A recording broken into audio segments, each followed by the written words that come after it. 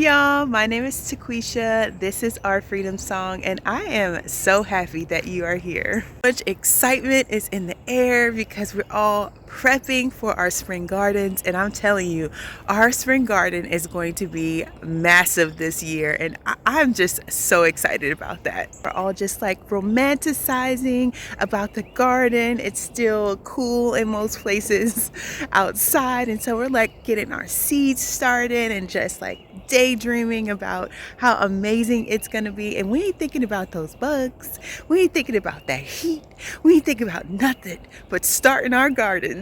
I've been so busy potting things up potting. It seems like as soon as you get things in a new pot, it's already time to like put them in another pot, and so that's exciting. I have definitely enjoyed the process of potting up. This is actually my first year that I was able to successfully do it, and so I have a lot of joy in my heart. I feel very successful.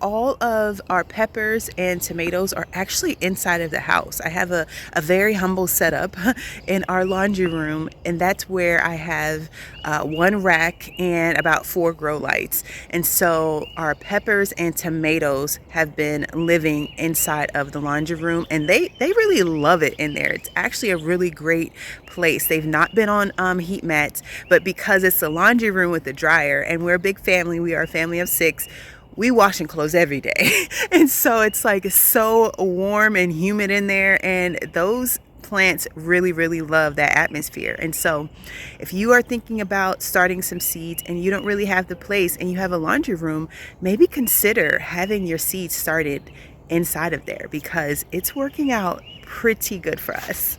We recently measured our garden, y'all, and I am so excited to tell you guys that final number, because that's something that, you know, I think that a lot of us want to know when we are envisioning our spaces and we are looking at other people's spaces. Like if I have 10 raised garden beds, you know, knowing the size of my space helps you figure out maybe if you would want 10 garden beds, raised garden beds in your space. It's so crazy. So it's our total fenced in area.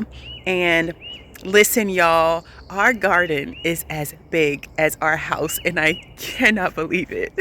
I was really, really shocked to do the square footage. So our garden is not a straight rectangle. It's smaller in some, the width is smaller in some areas, and then it gets thicker, you know, in other areas, and then it slims up, you know, when you turn a corner and all the things. And so that's what I'm going to be sharing with you guys today. Our greenhouse is a part of that number because it's in our gardens. I'm saying our greenhouse plus our garden. So for those of you who are new around here, this is the front part of our garden that is closer to the front of our house, and back there where you see that large arch, that is the back of our garden. And so it is a really big space, and I've done that all around our whole entire garden. I've broken it up into spaces of rectangular space so that the math could be more accurate. I came up with the area of our space by doing that method.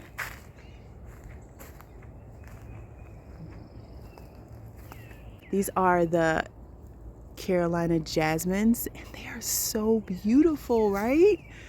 This vine needs a good pruning, but it is native here and it is living its absolute best life on this trellis.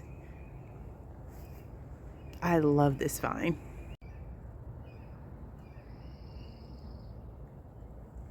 You can see that where that back fencing is, that is the back side of this part of the garden. And then it goes into a smaller space. This smaller space is our container garden. And so this is where we have the most containers in this space. This is also where we hung our grow bags for vertical growing space. This is also where I need to get a snack.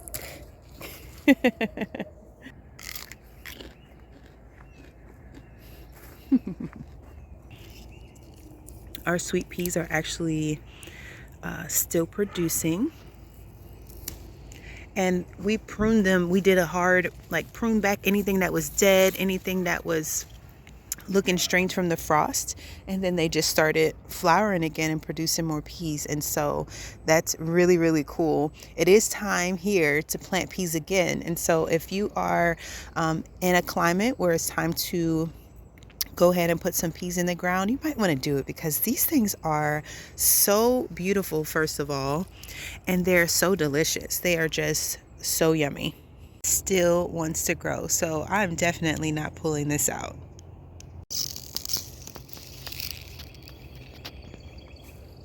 For reference, this is the length of the space that we just walked, and this is right here. This is where we began.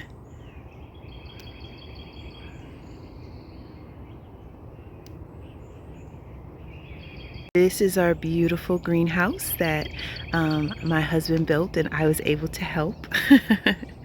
And we were able to build the whole frame from some fencing that we found on the side of the road, and all of those windows we were able to find at a restore, and paid about $5 per window. And so that whole story is really cool. If you haven't seen that video about how we built our greenhouse, definitely on a budget. Don't stop dreaming, y'all. Here, this is the space that we are in the process of creating right now. Just over the last few weeks, have completely changed this space. Put some beds back there, some frames, put these raised garden beds right underneath the arch, and my husband and I, really my husband, built this beautiful L-shaped bed that we are going to be putting our perennials in, and I'm just so excited about the potential for this space. When all the math is done, Our whole fenced-in area, including our greenhouse, yes, is over 3,000 square feet. And yes, that is larger than our house. I'm definitely compelled to do a garden tour very, very soon in one of our next upcoming videos so that you guys can get a really, really good look of our garden and what it's looking like after the expansion and all the changes that we've made. And I just can't wait to show you guys. Now we are going to go into the greenhouse and I'm going to show you what is growing in here. So we have our sweet potatoes here, hoping to grow some sweet potato slips sooner than later. They still have time to grow, but I cannot wait to see them grow. These baby potatoes right here are actually from our own garden, and I'm so excited to see them start to sprout like this. That is going to be so cool to make sweet potato slips from potatoes that came from our own garden. I mean, that is a gardener's like joy right there, to produce and then to produce again. Like if we save seeds, you know, and we're producing like that. And so it brings us a lot of joy. We have a ton of flowers growing. I recently planted these zinnias in our American tray company from Epic Gardener, and these trays are so good. I absolutely love these. Everything needs to be watered right now. I have some strawberries. I just wanted to make sure that they were going to all be alive when it's time to plant them out in the spring. So what I did was, you know, I got some strawberry crowns, the inexpensive ones from Walmart, and they all look dried and crispy. And what I did is just covered them with some soil inside the greenhouse so that I could see which ones were going to be alive and which ones were dead. So these are the ones that are popping up and showing signs of life, and like this one right here, you can tell that is dead. And so I don't want to waste space planting dead things. So this is what I've done. I've pre-sprouted them. Of flowers back here that's going to be planted out in the next couple days, because all of these are cold weather crops. We have foxglove, some black, I think this is black swan, and we have some snapdragons as well as some dwarf cosmos. That one really popped out. A lovely garden friend sent me these beautiful seeds from one of her comb flowers. She sent it to me in the mail. I'm always looking for seeds in the mail. So if you have a favorite thing, we would absolutely love to plant that in our garden. Okay, so she sent me one of her flowers that was filled with seeds, and this is the comb flower, y'all. And I am so excited. On the top list of things that I cannot wait to see grow, this comb flower is definitely in the number for that. The cleomes growing, and this is a very easy flower to grow. It grows really good here when it's summer, and it's another name for it is the spider flower, and there are medicinal properties with this flower. The deer hate it. Nothing wants to eat it. It's beautiful. It has such a beautiful head when it comes up, and it's very whimsical. I planted it last year, and I just was so excited about planting these again this year. I saved the seeds from the flowers that we had last year, so these will be second year flowers. So baggies are still producing so well. This is the borage. This is cilantro that needs to go out into the garden. The hollyhocks can go out into the garden because this is a cold weather flower as well. And our passion flower, we are still patiently waiting on that. We have some sunflowers back here. I have lots of zinnias. These are rosemary growing back there. And so I've labeled it like warm. These are warm and these are our cold weather things that can go out right now. I have lots of things up here that have germinated. All these flowers have germinated, and our soil blocks that are doing really, really well. I'm so happy and excited about the Senora Zena. I think it's going to be absolutely beautiful in our garden. These soil blocks, y'all, are holding up so very well. And so that makes my heart happy, because this is my first time trying soil blocks, and it has worked and is producing beautifully. Even better than this. Look at this whole tray of things that haven't sprouted yet. I am disappointed about that because I want to see all the things sprout. But the germination compared to like this being able to soil block, all of these are our sweet pea flowers, which are not edible. I don't want you to confuse that with actual sweet peas. All growing really, really, really well. And so I cannot wait. I just have to, they can go out. I just have to figure out exactly where I'm going to put them. Up some amaranth over here, and these beauties are going to be so big and it's so wonderful. I'm so excited about those.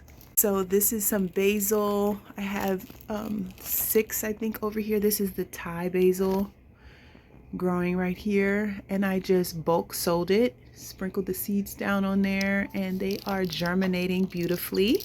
So none of the white swan echinacea grew, and it was total error on my part, because echinacea needs light to germinate, and I planted it in this little hole with some vermiculite on top, and that's not what it likes. And so I think I'm going to have to go in here and try to, on all of these plants, try to move the vermiculite away and out of the hole to see if we can't get some germination on these, because I am so happy about seeing white echinacea. I can't believe that was such a mistake on my part. But these white African marigolds have sprouted, and I'm so happy, y'all. Here I have more zinnias. These are the giant purple zinnias, and then I have these right here. This is the straw flower. This is the straw flower, and I'm so happy to see it growing, because straw flower, y'all, is such a very, very, very cool flower. Some sunflowers busting through the soil back here. These are some sunflower seeds from our flowers that we had in our garden last year, and so I just densely sowed them. So everything over here is cosmos, and I might just need to put them, I've never grown cosmos, so I don't know if this is typical for them to be this long, but they can actually go out into the garden, I believe. And so, but I love seeing them like all sprouted up. They're going to be so gorgeous. So it is time to plant potatoes. And so I went to my local farm store, and he sells these bags of potato seeds for $5.99. I've actually not even looked in here yet. I've had it sitting here for about a week. There's a ton of potatoes in there. This is what they look like.